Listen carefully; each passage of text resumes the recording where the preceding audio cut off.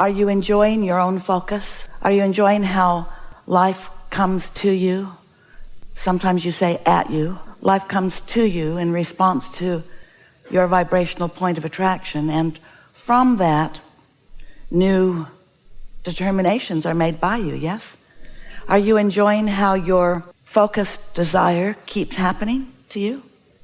Do you feel like you are getting pretty good at focusing in the direction of your desire? That's really good.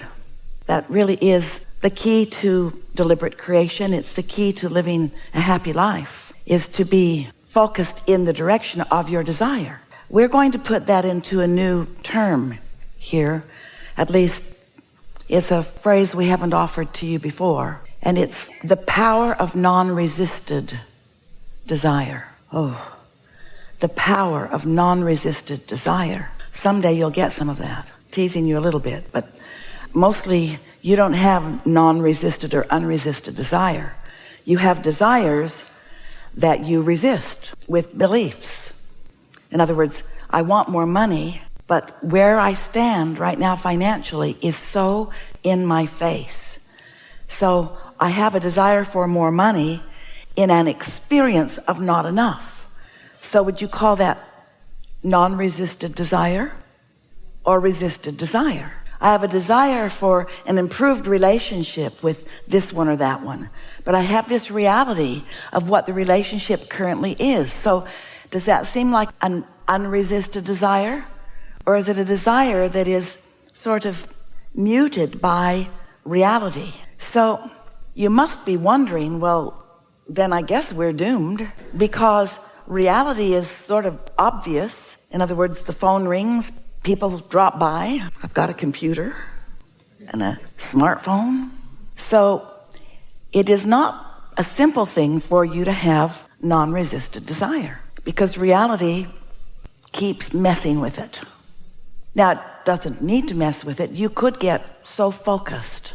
You could decide in such a powerful way that you're going to be a selective sifter and only focus upon the reality of your life that doesn't resist your desires. But that would require sleeping a lot, tremendous amounts of meditation, and lobotomies, because life is what it is, and that's a good thing. We are not wanting to make you think that you've got to get so disciplined in your thought that you just stop looking at reality altogether, although we would far rather that you create reality rather than face it. But facing reality is part of creating new reality, because there is a bouncing off place, and that's where you stand. And your current beliefs, you didn't make them up. Life taught them to you. You learned them because you gave attention to things, and the law of attraction matched you up with things that were like them. And so it would feel ridiculous to you to just deny your reality and say that something that is isn't, or something that isn't is, because you are practical in nature, and that serves you sometimes and doesn't serve you sometimes. But what we really are asking you to consider is not giving up your now reality altogether, not even, or not ignoring it or denying it, but just get out ahead of it with your thoughts. Sometimes do, meaning do some segment intending. I've just got into my automobile and I'm on my way somewhere, and in this segment I want to have a comfortable drive, and I want to meet up with other compatible drivers, and I want to feel happy in my body and in my vehicle, and I want to be rested and ready when I arrive where I'm going. That kind of thing, getting out ahead of it. Because when you're getting out ahead of it, when you're looking forward, you're less likely to be contradicting your own desires. Now, it doesn't mean that just because you're looking toward the future that you're not contradicting desires, because you sort of do that. If you listen to a meal around a table with a few people, and you listen with new ears following this time we are together, you may find yourself a little startled at how much looking back at things to complain about goes on almost everywhere you go. And almost no one knows that is the defeating element.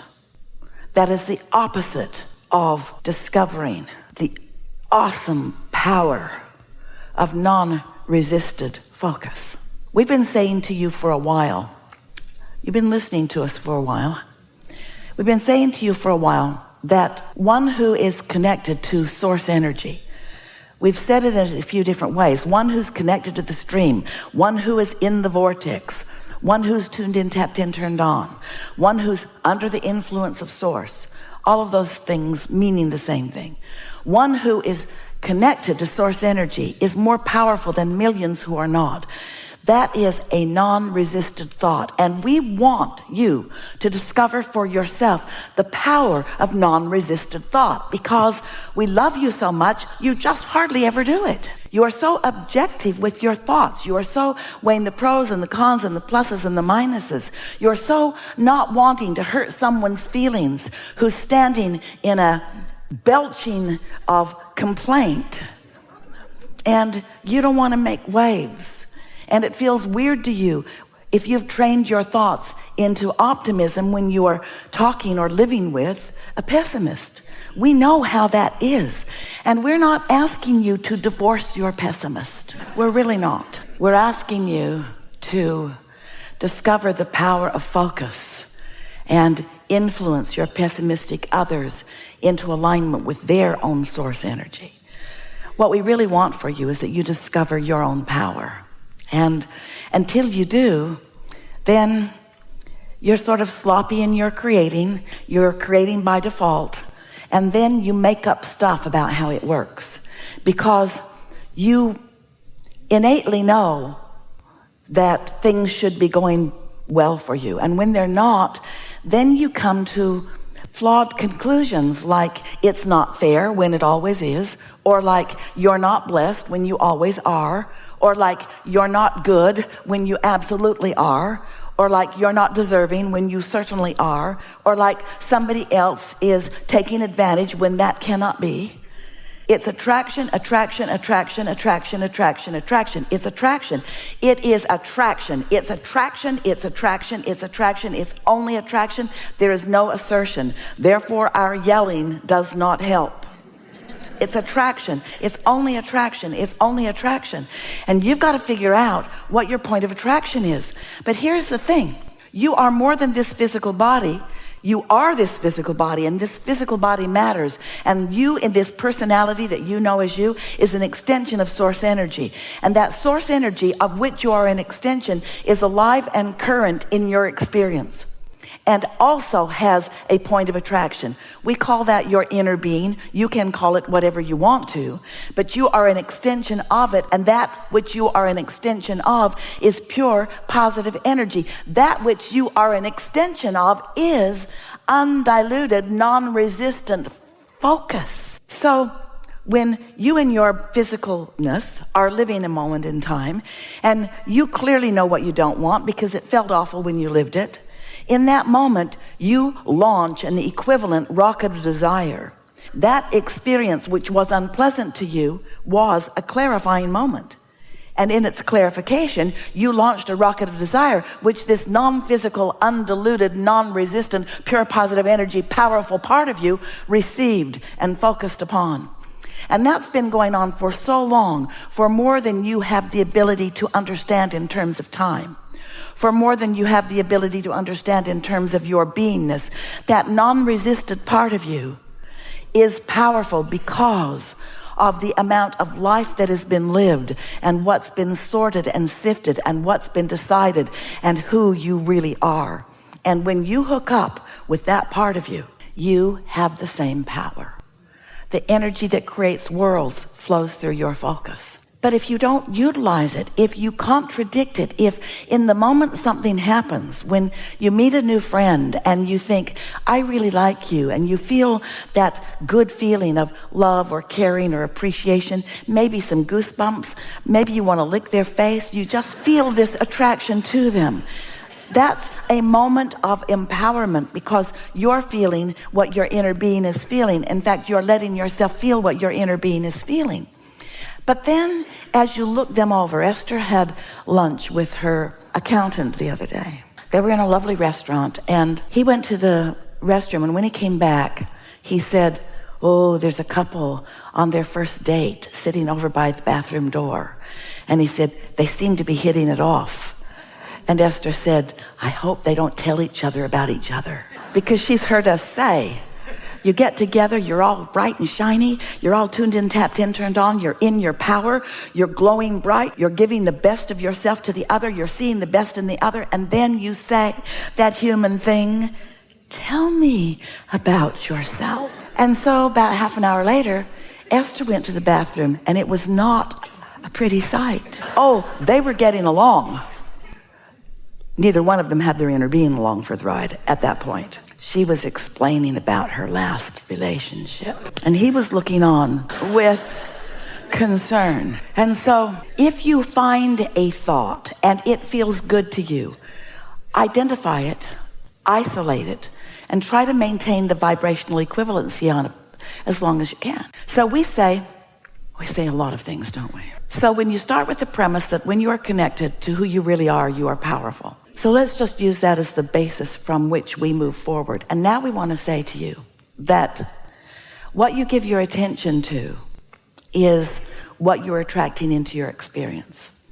And now we want to say something to you, and you will remember it all of this day, that the difference, the only difference worth talking about between the non-physical you that we described as your inner being, who is aware of you at all times and with you in every moment, and you, the only difference between the two of you that we really want you to remember forever is that your inner being does not look back. Your inner being just keeps being the forward-most version of you, not looking back in any justification, in any comparison, in any defense, just bees this wonderful culmination of life, looking forward to. Now, here's where you come in. You're in your body and you're exposed to contrast.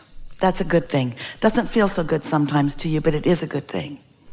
So as you're exposed to this contrast, knowing what you don't want, and therefore knowing what you do want, whether you can speak it or not, and launching these rockets of desire, you are creating a vibrational reality. And the reason we call it a vibrational reality is because it takes a little bit of time for those thoughts to turn to things. It's a vibrational reality that is perfection by your choices, because you put all of the ingredients, all of the elements of it forward, and they've been collected by the law of attraction. They are in what we are calling a vibrational reality.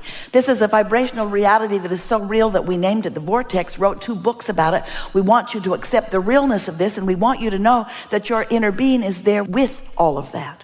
So picture it this way. All of the ingredients that you have been finding through life, all the, yes, I prefer that, and wouldn't that be wonderful, and I really like that, and I will look forward to that, and I know what I don't want, I know what I do want. All of that sifting and sorting that you have done for far beyond what you recall from this physical life experience is in this vibrational reality, and your inner being is all over it, knowing every bit of it.